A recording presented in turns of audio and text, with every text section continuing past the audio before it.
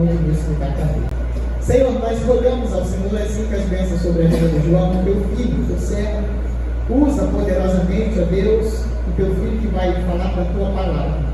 Que ela alcance os nossos corações, transforme a nossa vida. Essa é a nossa oração no nome de Jesus. Amém.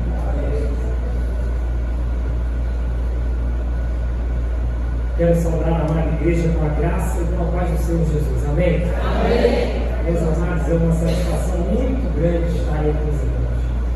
Todas as vezes que eu recebo o convite de conhecer, e estar compartilhando a palavra do Senhor com uma igreja nova, fico muito feliz. Porque a gente está conhecendo mais membros integrantes da família de Cristo. Conheço novos irmãos. Então, minha família aumenta cada vez mais. Cada vez que a gente vem numa igreja nova, a gente conhece o que Deus tem feito por aí afora, pelo Rio de Janeiro, por esse Brasil aí, e a gente fica muito feliz. Ficamos muito felizes de chegar aqui e encontrar um bom lugar, de uma igreja que valoriza as gerações. Meus amados, uma igreja saudável, uma igreja multigeracional. É uma igreja que conversa com as gerações. É muito gratificante ver as crianças aqui à frente. Uma igreja que dá espaço para que as crianças possam fazer participações durante o culto da noite. Obrigado. Isso é muito importante. É importante que a igreja converse com as outras idades, com as outras gerações. A palavra do Senhor diz que uma geração contará a outra os feitos do Senhor. É contar de geração para geração. E a palavra de Deus vai ensinar para a gente que todas as vezes que uma geração falhou em comunicar a outra sobre as verdades eternas do Deus vivo, o resultado foi uma derrocada. O resultado foi uma geração que cresceu sem ouvir as verdades e uma geração que se desviou dos caminhos e se inclinou aos postos ímpios. É muito importante que nós, como igreja, valorizemos, demos espaço para a juventude, demos essa oportunidade de trabalhar. Nós começamos a aprender as coisas do mundo dentro da igreja.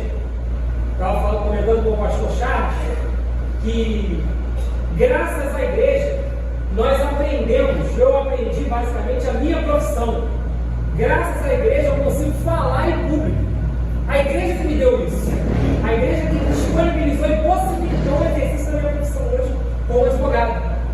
Porque a igreja oportuniza aos jovens esse momento, essa comunhão. Isso é importante que as gerações tenham espaço. Mas, me apresentando brevemente, eu trago um abraço da Igreja Batista Americana Pavuna, do qual eu sou membro, na pessoa do pastor Luciano, do pastor Charles, da toda a igreja, Igreja Batista Central em Mesquita. Trago um abraço também do nosso diretor executivo, o pastor Fernando Macedo Brandão, executivo da Junta de Missões Nacionais. E já trago um abraço para os irmãos num sentido de trazer para vocês e oportunizar a vocês de que a Junta de Missões Nacionais conta com a participação de vocês na campanha de separação. A Junta de Missões Nacionais conta com a contribuição, com as orações, com a mobilização da Igreja Batista Central e Mesquita. Meus amados, o Brasil necessita de ouvir que Jesus transforma. Esse é o tema da nossa campanha de missões nacionais, que vai se iniciar agora, dia 31 de agosto. Dia 31 de agosto eu já quero deixar um convite para você. Se você não tem nada para fazer, você vai se deslocar lá para a PIB do Rio de Janeiro. Você nunca conheceu a PIB do Rio de Janeiro? Então vai ser esse dia da sua oportunidade. Dia 31 de agosto, às 7 horas, a abertura oficial da campanha de missões nacionais. Você não pode perder, você deve estar lá. É a entrada é gratuita, aberta para todos, para que a gente possa celebrar o Senhor numa grande festa, sabendo que nós vamos continuar avançando. Se depender da Igreja Batista Central e Mesquita, o trabalho do Senhor vai recuar ou vai avançar? Vai avançar. Vai avançar. E nós vamos continuar avançando. Nas primeiras assembleias dos batistas brasileiros, lá no início do século passado, foi feito um relatório de que havia necessidade de se criar uma junta de missões nacionais para a evangelização do país. E naquele relatório constava a seguinte frase: os batistas brasileiros não podem permanecer estacionários. precisamos avançar. Precisamos avançar. E o Brasil conta com a disposição da sua igreja, a força dos seus jovens, a força e mobilização de todos, para que a gente possa fazer uma grande campanha. Meu amado, a sua oferta tem feito grandes coisas pelo Brasil. Brevemente, um relatório na região sul do Brasil, nós estivemos acompanhando essa tragédia toda que acometeu a região sul do Brasil. E através das ofertas dos irmãos, através da mobilização dos batistas brasileiros, nós entregamos 20 carretas de doações para a região sul do Brasil. A campanha SOS Rio Grande do Sul, da Ajuda de Missões Nacionais, bateu todos os recordes históricos de arrecadação de mobilização de SOS nessa campanha. Isso é a sua obra, isso é a sua oferta, é a sua oração, é a sua ajuda, que tem feito através desse trabalho. Agora, nós estamos plantando uma igreja que é fruto dessa tragédia lá no Brasil. A Igreja Batista Jesus Transforma. Meus amados, o plano não era esse. O plano era ajudar as pessoas. Da necessidade que foi surgindo, pessoas foram se convertendo e entregando a vida para Jesus. Rapidamente houve uma mobilização e a igreja já está aberta e nós estamos plantando mais uma igreja para a glória do Senhor. Isso é maravilhoso. Esse é um despertamento que vem do céu. Esse é o tema que nós vamos falar nessa noite. O despertamento que vem do céu. Esse despertamento que está chamando a igreja, que está clamando a igreja, para que ela use o seu tempo de maneira adequada. Direcione as suas forças para aquilo que importa. Direcione o seu caminho para a multiplicação de discípulos por todas as nações. Meus amados, eu quero te convidar a abrir sua Bíblia lá em Efésios, carta aos Efésios, capítulo 5.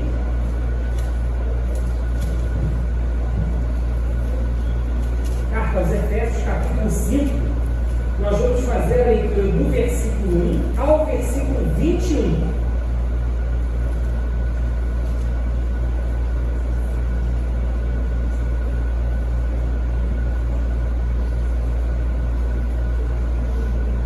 Antes que eu me esqueça, hoje eu estou acompanhando meu pai aqui também, que é membro da Igreja Batista de Comum, está aqui comigo nessa noite, Edmilson. É muito gratificante contar também com a presença dele aqui nessa noite. Efésios 5, a partir do verso 1, a leitura é um pouquinho longa, mas valerá a pena para que a gente possa entender todo o contexto do que a palavra do Senhor quer nos entregar nessa noite. Todos acharam bem? Amém. Se você trouxe sua Bíblia, acompanhe pela sua Bíblia, no celular ou na multimídia, você pode acompanhar o que você não pode ficar de fora dessa leitura.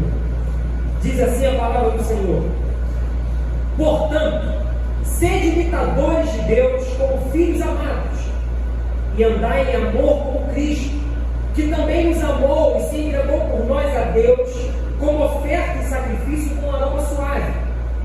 Mas a prostituição e todo tipo de impureza ou cobiça nem sequer sejam mencionados entre vós, como convém a santos. Nem haja indecências, nem conversas tolas, nem gracejos obscenos, pois essas coisas são inconvenientes. Pelo contrário, haja ações de graça. Porque bem sabeis que nenhum devasso, ou impuro, ou avarento, que é idólatra, tem herança no reino de Cristo e de Deus. Ninguém vos engane com palavras sem sentido, pois é por causa dessas coisas que a ira de Deus vem sobre os desobedientes. Portanto, evitai a companhia deles, pois no passado eres trevas, mas agora sois luz no Senhor. Assim, andai como filhos da luz, pois o fruto da luz está em toda bondade, justiça e verdade, procurando saber o que é agradável ao Senhor, e não vos associeis com as obras infrutíferas das trevas. Pelo contrário, condenai-as, pois é vergonhoso até mesmo mencionar as coisas que eles fazem às escondidas. Mas todas essas coisas, sendo condenadas, manifestam-se pela luz, pois tudo que se manifesta é luz. Por isso se diz: desperta tu que dormes, levanta-te dentre os mortos, e Cristo te iluminará. Portanto, estai atentos para que o vosso procedimento não seja de tolos, mas de sábios. Aproveita bem cada oportunidade, porque os dias são maus. Por isso, não sejais insensatos, mas entendei qual é a vontade do Senhor. E não vos embriagueis com vinho que leva à devassidão, mas enchei-vos do Espírito, falando entre vós com salmos, hinos e cânticos espirituais, cantando e louvando o Senhor no coração, e sempre dando graças por tudo a Deus, o Pai, em nome de nosso Senhor Jesus Cristo, sujeitando-vos uns aos outros no temor de Cristo. Amém. Oremos. Senhor Jesus, a tua palavra é lida e a tua palavra será exposta. Neste momento pedimos iluminação do teu Espírito Santo, para que possa ser entregue aquilo que o Senhor tem para dizer a nós dessa noite. Fica conosco, como nós pedimos em nome de Jesus. Amém e amém. Meus amados, estamos diante de um texto solene. Estamos diante de uma declaração de Paulo à igreja que está em Éfeso. Quando nós olhamos para o contexto dessa carta aos Efésios, alguns estudiosos, teóricos bíblicos, vão dizer até que esta carta ela não só servia para a igreja de Éfeso, mas para algumas igrejas que estavam ali na região da Ásia Menor. Atualmente, ali no território mais ou menos da Turquia, região subjugada, região explorada pelo Império Romano. Quando nós observamos essa questão dessa epístola, nós vemos algumas exortações que Paulo vai fazer para aquela comunidade. Acabamos de ler algumas exortações para a vivência cristã, um alerta contra as outras doutrinas, contra pessoas que estavam querendo enganar aquela comunidade com palavras sem sentido, com filosofias vãs, forças contrárias ao projeto que Deus queria realizar naquele lugar, e cujo propósito que Deus queria fazer com todas as nações em Jesus Cristo. O apóstolo Paulo, como é bem do seu estilo, ele sempre dá graças a Deus pela vida daquela comunidade a qual ele escreve, e não é diferente com a carta aos Efésios. Dispõe no capítulo 5 acerca de algumas exortações e recomendações de como devem se portar os filhos de Deus. E nós lemos aqui algumas coisas, que eles devem evitar certas coisas. Dentro dessa perspectiva que o apóstolo Paulo está colocando para a gente, existem coisas que o crente ele deve fazer, mas existem outras coisas que ele deverá evitar. Então, muitas vezes, a atitude de nós como crentes não é apenas deixar de fazer alguma coisa, mas é também fazer alguma coisa. Uma atitude ativa e outras vezes uma atitude passiva, de resistência, de colocar muros, de resistir às pressões que o mundo faz. Coisas que nós devemos evitar. Situações que colaboram para o esfriamento espiritual da vida do crente. E nós vivemos um momento muito complicado em relação a isso. Porque o versículo 16, e é interessante nós entendermos isso, ele vai antecipar para a gente que os dias são maus. E é interessante porque a gente está voltando no tempo e nós estamos indo para um texto que foi escrito há 2000 anos atrás e que já traz para a gente uma coisa que é atual e parece que ele está falando dos nossos dias. Os dias são maus. Os dias estão ruins. E dentro dessa argumentação, e dentro dessa construção desse pensamento do apóstolo Paulo, é que ele vai exortar os crentes ao despertamento. É que ele vai chamar a sua igreja, a sua comunidade, os seus jovens, para que eles possam estar atentos, aproveitando cada oportunidade e atentos para que eles possam despertar. Despertar é a palavra-chave dessa mensagem. Despertar é a palavra-chave que nós precisamos guardar nessa noite, como igreja do Senhor, como jovens, homens e mulheres, pais e mães, filhos e filhas, como avós, como tios, como membros da igreja, como cidadãos. a palavra que nós precisamos guardar é despertar nessa noite. O despertamento, essa palavrinha aí, ela vai trazer consigo uma ideia de que quem precisa despertar é, na verdade, alguém que está dormindo. Só pode despertar aquele que está em sono, ou aquele que está um pouco desligado, aquele que está sonolento, aquele que está apagado. Alguém que está, de alguma forma, indiferente às coisas que estão acontecendo no nosso mundo. Alguém que não está atento. Alguém que não tem observado o que está ao seu redor. E aí a gente começa a entender a primeira característica e o primeiro ponto que eu gostaria de refletir com os irmãos acerca dessa questão do despertamento. Paulo, dentro dessa perícope aqui que nós lemos, desse texto que nós lemos, principalmente lá no versículo 14, ele vai falar assim: desperta tu que dormes. Desperta tu que dormes. Primeira característica que eu consigo extrair de ensinamento para nós nessa noite é a seguinte: os sonolentos não estão atentos aos perigos desse mundo. Aqueles que estão dormindo, aqueles que estão bocejando, eles não estão atentos aos perigos do nosso tempo. E sabe o que acontece? Os sonolentos, eles são um problema para a nossa realidade hoje. Aqueles que estão apagados ou estão desacordados, eles são um problema. Quando nós olhamos para a carta aos Efésios, nós conseguimos entender o seguinte: parece que existe um grupo de pessoas ali dentro que está influenciando as outras em Éfeso, que está dizendo algumas palavras sem sentido. Lá no verso 6 ele fala: ninguém nos engane com as palavras sem sentido, porque é por causa dessas coisas que a ira de Deus sobrevém sobre nós. Palavras sem sentido. Esse grupo de pessoas, além de ensinar coisas sem sentido, coisas que não levavam a lugar nenhum, eles fazem associações vergonhosas. O apóstolo Paulo ele vai falar o seguinte, no verso 12, que é vergonhoso até mencionar as coisas que eles fazem às escondidas. A gente pode nem mencionar, porque ele causa constrangimento mencionar essas coisas. Mas para entender esse ponto sobre por que os sonolentos, aqueles que não estão atentos, são um perigo, não estão atentos para os perigos desse tempo, nós precisamos entender o seguinte: por que os sonolentos eles são um perigo? Primeiro, porque os sonolentos eles são indiferentes com o que acontece ao redor. Você já tentou lutar contra o sono? Você já tentou lutar contra o sono? Lutar contra o sono, não, amado, olha só, é a maior dificuldade que o ser humano vai ter. É muito difícil lutar contra o sono.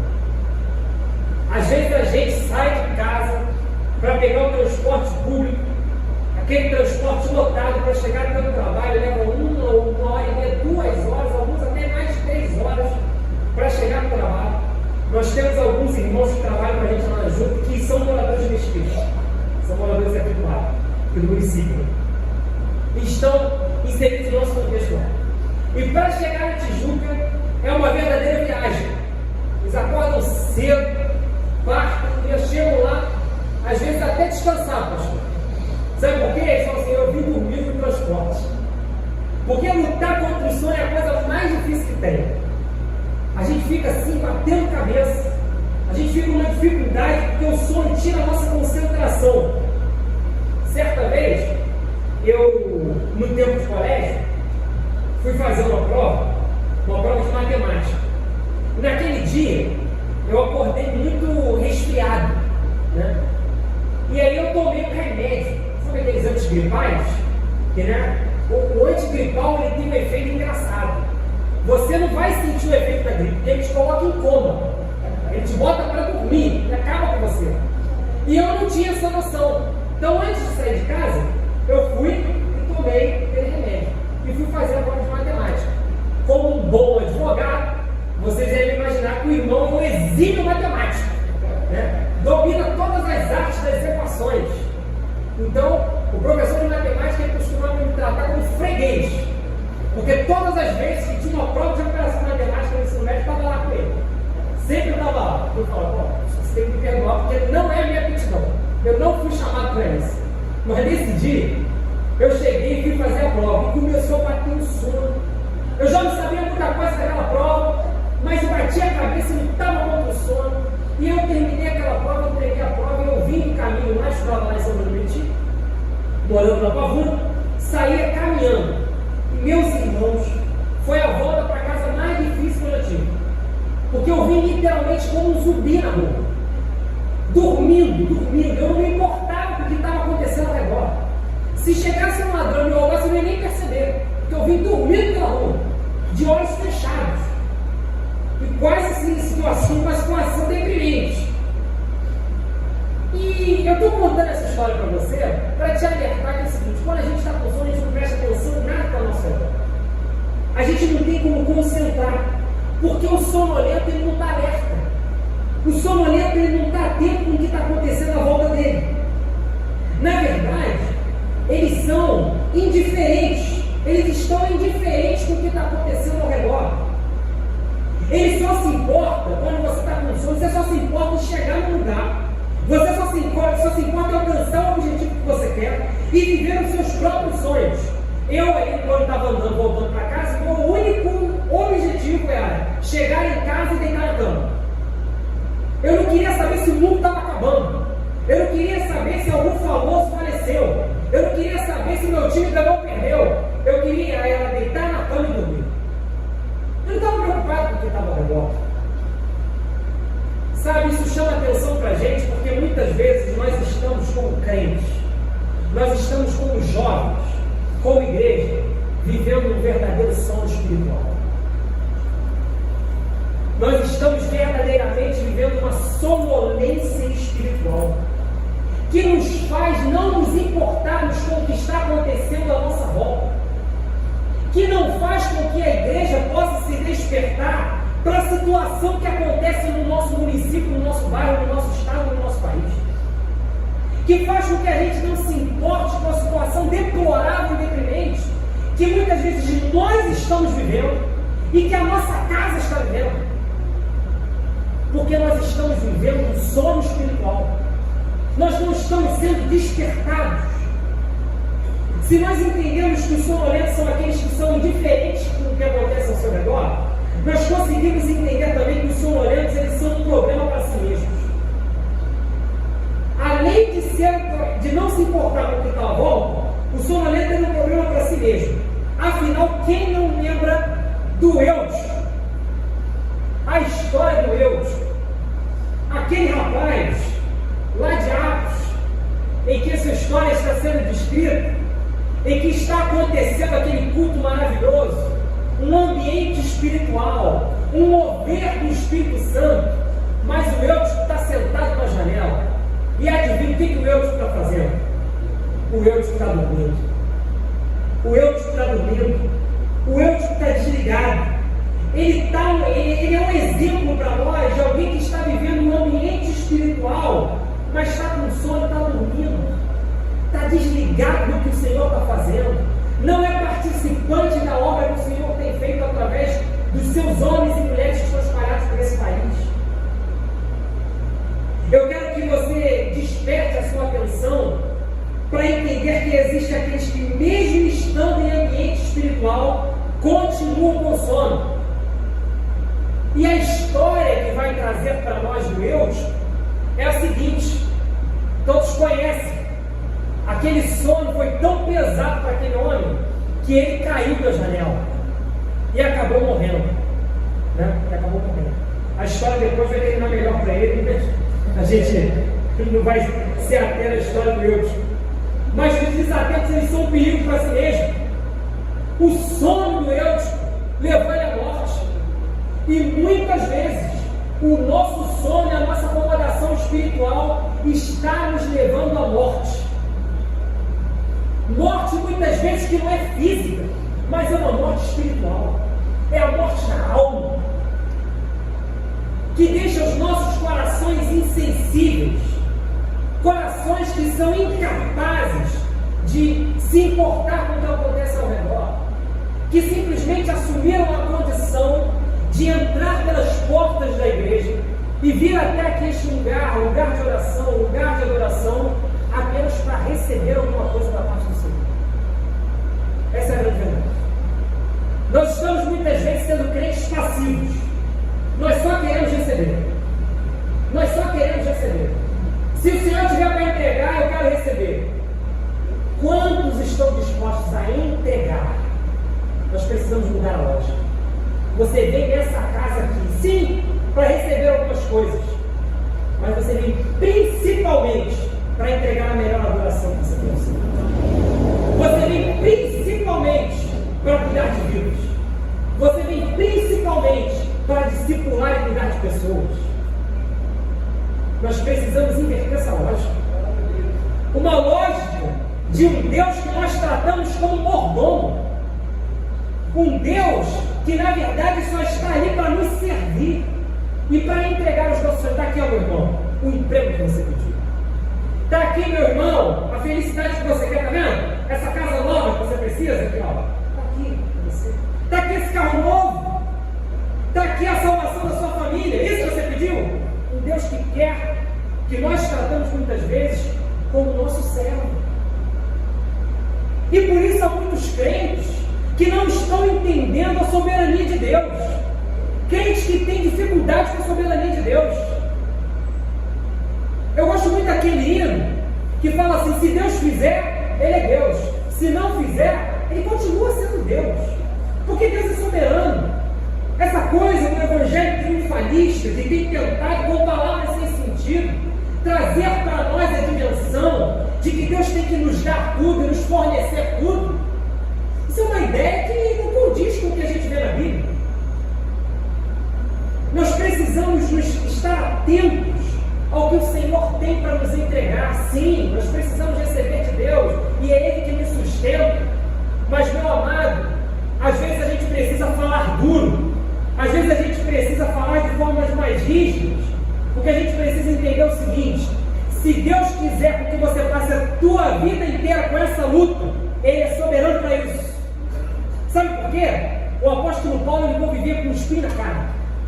O apóstolo Paulo ele tinha alguma coisa ali que não deixava que ele se gloriasse. Porque nas prisões, nas lutas, na dificuldade, o poder do Senhor e a graça do Senhor superabundava. Aquele espinho na cara servia para Paulo lembrar: meu amigo, não é você que faz nada, sou eu que faço tudo. Agora é para mim. Sou eu o soberano, eu é que vou fazer, e no final de tudo, o Senhor vai cumprir o seu propósito. Meus amados, no final de tudo, a soberania do Senhor sempre vai prevalecer. Afinal, nós cantamos aqui, e fico muito feliz de relembrar alguns hinos do Leão de Judá que prevaleceu. Meus amados, a gente entra numa luta. Nós, como crentes, entramos numa luta que a gente já venceu. Você já parou para pensar nisso? Meu querido, saia encorajado daqui nessa noite para despertar do sono espiritual, porque na verdade a luta que você está enfrentando, o Senhor já venceu. O Senhor já venceu.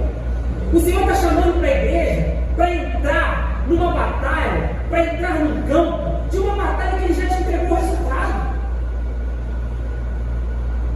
Os governos, eles vão tentar, eles vão sim se levantar, nós vamos sofrer sim nesse mundo, porque quando estamos com Jesus, nós muitas vezes não temos boa vida não. Se nós temos esperança no Senhor apenas para essa vida, nós somos os mais indignos de todos os homens. O apóstolo Paulo vai dizer isso. Os governos vão se levantar sim contra a igreja do Senhor, mas a igreja do Senhor vai avançar, meu irmão. A igreja do Senhor vai prosperar. Sabe por quê? As portas do inferno não prevalecem contra a igreja. Porta, você já ouviu isso? Porta é instrumento de ataque ou de defesa? De defesa, de proteção. Então não é a porta do inferno que vem contra a igreja, é a igreja que avança e arromba as portas do inferno e resgata os perdidos. As portas do inferno não podem prevalecer contra a igreja do Senhor, contra aqueles que estão despertados. Se por um lado aqueles que estão dormindo são problemas para si mesmos, eles também são problemas para aqueles que estão ao redor. É muito complicado isso. Sabe por quê? Porque os sonolentos eles têm problema de discernir e entender a vontade de Deus. O estado de sonolência da sua alma, do seu espírito, diminui a sua capacidade de entendimento. Quando você fala alguma coisa para uma pessoa que está com sono, ela, né? Os maridos aí que têm as suas esposas, a esposa deixa para pedir quando o cara está com sono. E faz aquele pedido, meu amor, eu vou fazer aquela compra lá e isso aí mesmo. Chega no dia seguinte, ó, lembra? Você confirmou lá que ele autorizou a fazer aquela compra, aquela bolsa bonita lá. Eu falei isso? Falei nada. Eu estava com sono. Então o momento do sono é o momento que a gente não está prestando muita atenção nas coisas. Alguns até entendem a vontade de Deus quando estão com sono, mas eles preferem, na verdade, dormir. Tem alguns caras que eles estão dormindo por vontade própria. Talvez o Eudes, ele possa mesmo estar cansado, mas tem os caras que eles dormem porque eles querem dormir mesmo. E aí a gente tem um exemplo de um cara que fica assim, Jonas. Você lembra da história do Jonas? O Jonas desceu até Jope e foi um caminho diferente na direção, né, de que o Senhor tinha mandado para ele pregar contra Nínive. O Jonas, ele sabia qual era a vontade de Deus, pregar para Nínive. E o Jonas, ele conhece muito bem o Deus que ele serve. Ele conhece. Ele só faz de desentendido. Ele só se faz de bobo. Porque ele sabia que se ele chegasse lá em Nínive e pregasse como o Senhor mandou que ele pregasse, a cidade ia se arrepender. E na verdade o que estava dentro do coração de Jonas era o seguinte: ele não gostava daquelas pessoas. Ele não achava que aquela cidade era digna de receber a graça do Senhor. Ele se achava, como judeu, um homem mais digno, ou seu povo mais digno por ser o povo da aliança, mais digno do que os ninivitas. Se ele pregasse lá, ele sabia que Deus ia operar, que as pessoas iam se arrepender. E ele achava que aquelas pessoas mereciam o quê? Juízo e punição. Então ele faz o quê? Vou fugir. Então ele vai, pega aquele barco, né? Desceu até Jope, pegou aquele barco, e ele vai parar onde? Ele vai para o porão do barco, né? O que ele vai fazer lá no porão do barco? Dormir. Ele vai lá dormir, vai lá descansar. Ele está dormindo por opção. Mas a grande verdade é o seguinte: durante aquele sono de Jonas, por opção, uma enorme tempestade fugiu do barco. E aqueles homens ficaram desesperados, tentando entender qual era a tamanha fúria da natureza. E eles começam a procurar e tentar entender e se livrar de carga, para poder entender qual é o problema que estava acontecendo. E quando eles vão começar a se livrar da carga, eles esbarram com o cara lá dormindo. Rapaz, o que você está fazendo aí? A gente está morrendo. A gente vai morrer. Pega aí, ora para esse teu Deus para ver se ele livra a gente da morte. O Jonas nessa hora é a última pessoa que ele está querendo falar com Deus. Ele está desesperado, mas ele tem discernimento espiritual. E ele sabe, na verdade, que aquela tempestade está sobrevindo sobre aquelas pessoas justamente por causa dele. Mas o sono espiritual e essa condição do espírito de Jonas faz com que ele tenha pleno entendimento do seguinte: quando aqueles caras perguntam aí, o que a gente faz para pagar essa ilha? Ele fala, ó, eu sei por que sobreviver isso aí. É por causa de mim. Me lança no mar. Me lança no mar, porque a tempestade é necessária.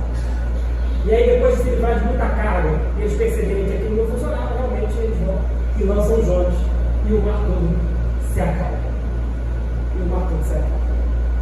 A grande verdade é que o Jonas, ele levou perigo para aquelas pessoas. Pessoas que estão em sono espiritual, eles são problemas para quem está ao redor delas. Guarde isso no seu coração. Pessoas longe do centro da vontade de Deus levam problemas para onde elas vão. Pessoas que estão longe do centro da vontade de Deus, dos propósitos de Deus, elas são portadoras dos problemas. Elas vão levar os problemas aonde quer que elas estejam. Seja nesse lugar, seja em outro lugar, ela vai arrumar conflito e confusão onde ela estiver. Porque ela está longe da vontade de Deus, ela está longe do propósito de Deus. Isso vai levar perigo para as pessoas que estão ao redor. Mas, meus amados, o texto é muito fica só nessa questão da sonolência. O texto ele encoraja aquelas pessoas da igreja de Éfeso a despertar e levantar. Mais do que um convite, estamos diante aqui de uma ordem. Desperta do que dormes, levanta-te de dentre os mortos. O Senhor Jesus ele está emitindo uma ordem através de Paulo para aqueles crentes, para que eles possam se levantar dentre os mortos. É interessante que a palavra do Senhor ela vai comparar, olha só, o tempo todo a palavra do Senhor compara os mortos, ou em alguma forma de suavizar a morte, ela descreve como aqueles que dormem. Aqueles que dormem no Senhor já estão mortos. Aqueles que estão dormindo. Então os mortos eles são comparados àqueles que estão dormindo. E aí ele fala: desperta você que está dormindo, porque você está no meio dos mortos. A sua situação está uma situação já de decomposição, porque o teu sono está te levando à morte. Você não está atento às coisas que estão acontecendo. Pessoas que não possuem um relacionamento com Deus. E como nós falamos aqui, que Deus é um grande mordomo com a gente dos nossos sonhos, um grande papai que mima a gente, que dá tudo que a gente precisa. Mas diante dessa ordem de nos levantarmos e de nos despertarmos, o versículo 15, ele vai nos alertar o seguinte: portanto, estai atentos para que o vosso procedimento não seja de todos, mas de sábios. Meus amados, nós temos agido muitas vezes como tolos. As nossas obras muitas vezes têm sido obras de tolos. E uma coisa que a gente tem que guardar muito no nosso coração é o seguinte: a igreja do Senhor é um ministério mesmo fundado por Jesus, sustentado por Jesus, e é por Jesus que ela avança. Porque se a igreja fosse de homens, meu amor, essas portas já estavam fechadas. Se dependesse de nós, da nossa capacidade de discursar, de cantar, de pregar, de fazer as coisas, a igreja estava destruída. É porque a igreja é um projeto do céu, um projeto que nasceu no coração de Deus, para os homens. É por isso que a igreja avança. Apesar de nós, e nós aprendemos muitas vezes lá no seminário, é o seguinte: a gente não aprende como a gente faz a obra de Deus crescer, não. A verdade é que a gente aprende a como não atrapalhar a obra de Deus. É isso que a gente tem que entender.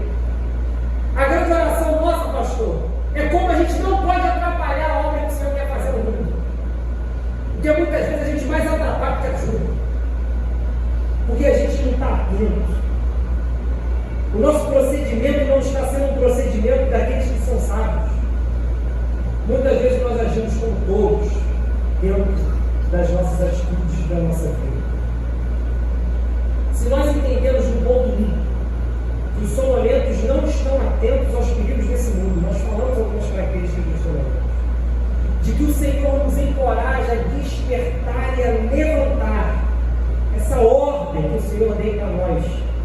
Em terceiro lugar, um texto vai dizer para a gente no verso 16: aproveitando bem cada oportunidade, porque os dias são maus. A gente vai distrair esse texto. Oportunidades não podem ser desperdiçadas. Oportunidades não podem ser desperdiçadas.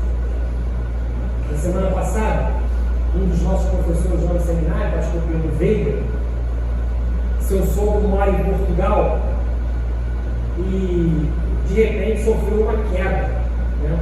Na rua, bateu a cabeça na calçada, sofreu um traumatismo craniano, né?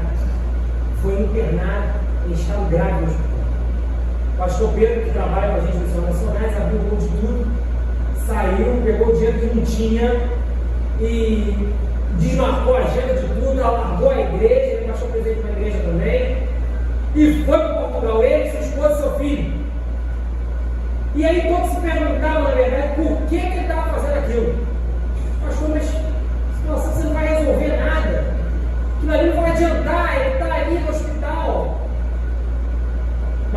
pastor expôs uma coisa que tocou muito no nosso coração. E ele falou o seguinte para a gente: o meu sogro não conhece o Senhor Jesus. Talvez essa seja a última oportunidade que ele tenha de ouvir e aceitar a Jesus. Nem que eu gaste tudo que eu tenho, eu vou sair daqui e eu vou chegar lá. E eu vou ter uma última oportunidade de falar para ele que Jesus Cristo pode transformar a vida dele. Meus amados, que palavra inspiradora, que coragem. Será que a gente abriria mão disso? Às vezes, de uma poupança que a gente está guardando, um dinheiro que a gente está reservando, algumas coisas para poder salvar uma alma. Sabe por que isso? Porque o pastor Pedro entendeu o preço de uma alma. Sabe quanto custa uma alma? Mais do que o mundo inteiro. Mais do que o mundo. Esse é o preço de uma alma. E nós precisamos ser revestidos desse tipo de amor. Oportunidades que nós não podemos perder. A igreja do Senhor muitas vezes perdeu a urgência da mensagem. Nós dormimos enquanto as pessoas estão indo para o inferno. Isso é verdade. Negligenciamos muitas vezes o tamanho do poder de libertação do Evangelho de Jesus. As janelas que nós temos abertas no Brasil hoje, as portas que nós temos abertas no Brasil hoje, principalmente na região sul do Brasil, elas são únicas. Talvez não haja outra oportunidade da igreja do Senhor se manifestar naquele lugar que não seja agora. Nossos missionários que estiveram lá com a gente deram uma aula lá, fizeram um momento lá de café com missões, e estão lá no sul do Brasil, expuseram para a gente, fizeram um convite para os seminaristas. Olha só, nós estamos convidando pessoas para ir para lá, porque depois de muitos anos, a região sul do Brasil, você sabe como é que a região sul do Brasil é conhecida com relação aos pastores? Cemitério de pastores. O sul do Brasil é conhecido como cemitério de pastores. Todo pastor que vai para lá, tenta plantar a igreja, não prospera, para, muitos abandonam o ministério. Um lugar tomado pelo espiritismo, um lugar tomado pela magia negra. Recentemente, quem acompanha os noticiários viu que em Gravataí foi moldada uma estátua de Lúcifer, numa cidade do Rio Grande do Sul. Em uma outra cidade, foi montada uma estátua de Exu na porta da cidade, como um símbolo de um guardião daquele lugar. Meus amados, essa é a gravidade das coisas que a gente está vendo por aí. Essa é a urgência da mensagem. Enquanto nós estamos aqui cultuando ao Senhor, e o Senhor nos chamou para isso também, para estarmos prestando culto a Ele e adorar o seu nome, pessoas estão lá fora do inferno nesse momento. Olha como isso choca o nosso coração. Olha como essa agonia precisa estar presente dentro de nós. A gente tem uma oportunidade única de evangelizar com as pessoas. E a gente não pode perder. A gente não pode perder a oportunidade de falar para os nossos entes queridos que Jesus é a salvação, que Jesus é a solução. Porque a gente não sabe o nosso dia de amanhã. A gente não sabe se esse é o último culto da Igreja Batista Central Mesquita. Essa é a verdade. Porque a gente pode encerrar esse culto, Jesus pode voltar agora. Talvez eu nem termine essa mensagem. Jesus pode romper essas portas aqui e voltar. Que tomara que isso aconteça. É por isso que a gente está aqui. Num trabalho das Juntas de Missões Nacionais, a Vila Minha Pátria, quando você ouviu falar aqui da Vila Minha Pátria, lá em Morungaba, a Vila Minha Pátria é um lugar que recebe refugiados, vindos da Palestina, vindos do Afeganistão, quando aquele grupo político lá, terrorista, assumiu o controle do Afeganistão, vindo lá da faixa de Gaza, pessoas que abandonaram tudo, fugindo do terrorismo, do radicalismo islâmico, povos muçulmanos, que estão sendo recebidos aqui no Brasil e no interior de São Paulo. E a Junta de Missões Nacionais tem privilégio de estar oferecendo abrigo para essas pessoas. Eu fico pensando comigo, quando que aquelas pessoas, num contexto, dentro do Afeganistão, um país fechado para o Evangelho, um país onde se você for encontrado com uma Bíblia, você pode até morrer, um país onde você foi encontrado anunciando a verdade de Jesus, Você vai para a forca. Quando aquelas pessoas têm a oportunidade de ouvir de Jesus? Mas, meus amados, o Senhor usa de todas as oportunidades para alcançar seus espíritos. Isso é maravilhoso. Deus fez com que aquelas pessoas saíssem do Afeganistão, conseguissem refúgio no Brasil, no interior de São Paulo. E muitos daqueles muçulmanos estão se convertendo ao Senhor. Estão confessando Jesus como Salvador. Oportunidades que nós não podemos perder. Nós não podemos perder. Porque a grande verdade é que nós não estamos entendendo muitas vezes que o inferno é real como a Bíblia traz para nós. Apesar de nós falarmos dele, nós não compreendemos completamente esse estado de condenação eterna como algo real para a vida do mundo, como recompensa para as obras desse mundo. A vida nos dá uma oportunidade para que sejamos relevantes como igreja, como jovens, que despertem o seu relacionamento com Deus. O que nós estamos fazendo com as oportunidades que o Senhor está dando para nós? Quais são as oportunidades que essa igreja tem nesse lugar? Quantos estão dispostos a reacender e a observar essas oportunidades? Chegando ao final, nós sempre gostamos de lembrar de um versículo que eu guardo no meu coração também, que é o versículo do tema das mensageiras do reino, e que vem a calhar muito dentro dessa mensagem aqui hoje. Isaías 61, elas vão até o ar, mas nós vamos fazer a leitura do 1 e 2.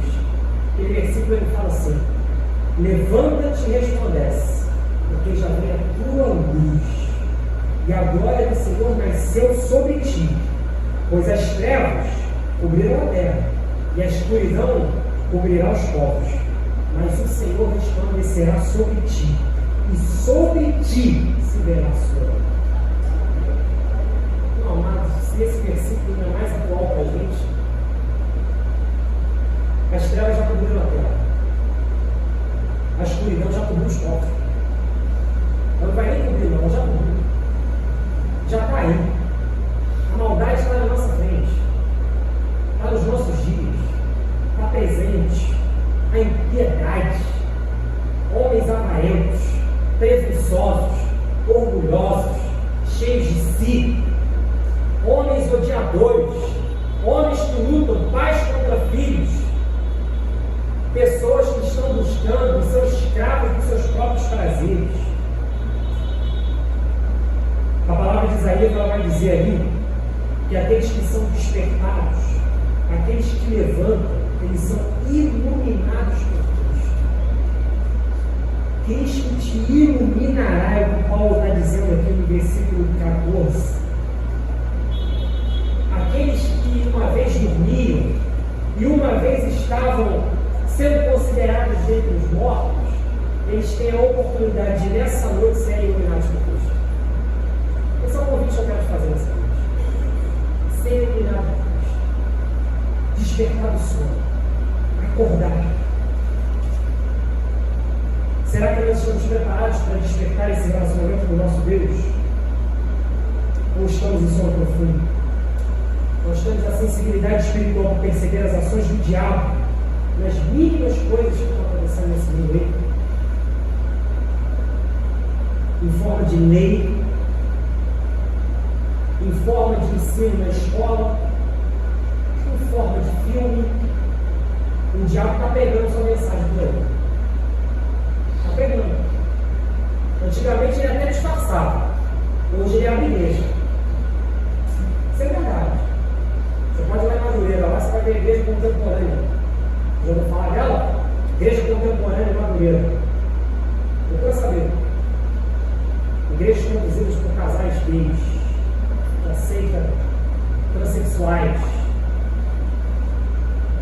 Pessoas que um dia estiveram entre nós, nos nossos bancos, são filhos de crentes, mas deixaram que o sono espiritual tomasse conta dos seus corações.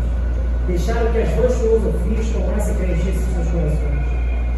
Nessa noite o Senhor quer levantar uma igreja vitoriosa, uma igreja iluminada, uma igreja que tem coragem. Meu amado, você tem que se revestir de coragem.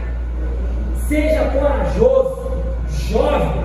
Se o mundo todo está em trevas, se os seus colegas estão servindo ao diabo, se os seus colegas são escravos dos prazeres, seus parentes estão se entregando à devassidão, tu, porém, cumpre a obra de um evangelista.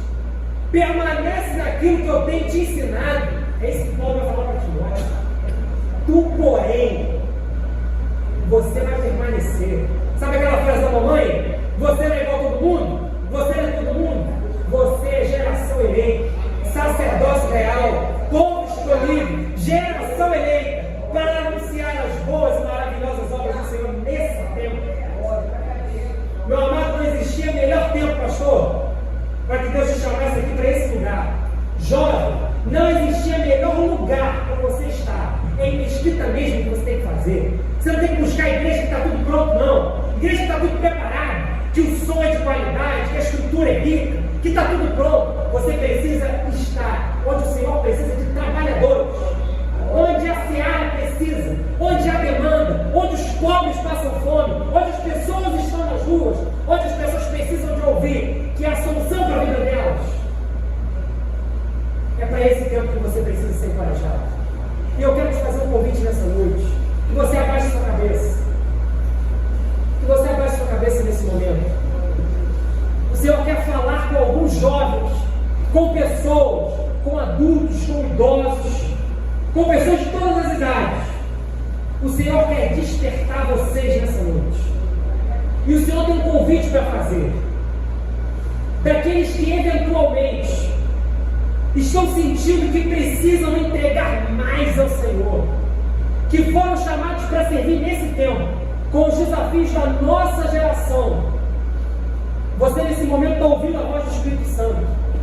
E se você quer nessa noite entregar e falar assim: Senhor, eis-me aqui, eu quero que o Senhor me use nesse tempo, eu quero ser instrumento para transformar a realidade do meu bairro, transformar Santo Elias, transformar Mesquita, transformar o Rio de Janeiro.